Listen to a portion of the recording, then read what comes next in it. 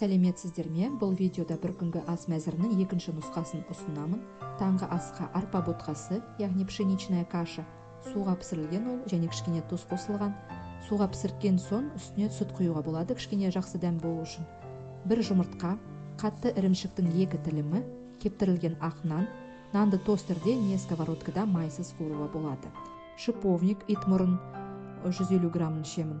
Шиповникті мен фикс прайстан алып жүрмін. Ұнтақ ретінде сатылады, онда бағасы 440 теңге. Қалаңызда фикс прайс болмаса, онда дәріханадан итмұрынды алып пісіресіз, бірақ пісіру уақыты ұзағырақ.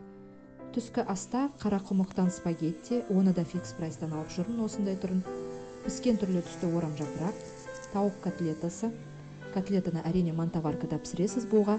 Егер де мен сияқты мантаваркада пісіруге ерінсеңіз, кәдімгі сковородкада не кастрюльде кішкене су құйып, салқын суды жартысына дейін құйып, котлетінің үстін жауып, жай отқа 30-35 минут шамасында пісіріңіз.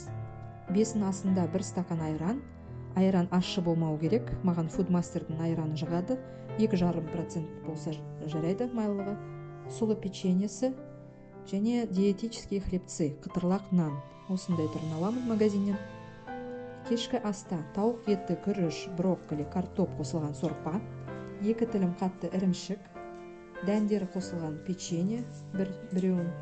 Оны да фикс прайстан аламын, осындай түрдің бағасы 330 теңге.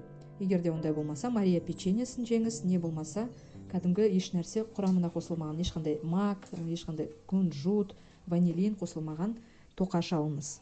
Жатарда грек йогуртын жеуге болады. Құрамында ештеңесі болмауы керек. Оның бағасы 220 теңге кәдімгі дүкендерде сатылады. Бір күнгі ас мәзірінің екінші нұсқасы осы. Алдыңғы видеоларымның бірінде бірінші нұсқасын көрсеткенмін ас мәзірімнің. Алда жаңа жылға өзіме қандай тағамдар даярлайтынымды айтамын. Солармен бөлісемін. Видеоларымды кішкене болса да пайдалы есептесеңіз лайк басыңыз, тіркеліңіз. Рахмет, сау болыңыздар.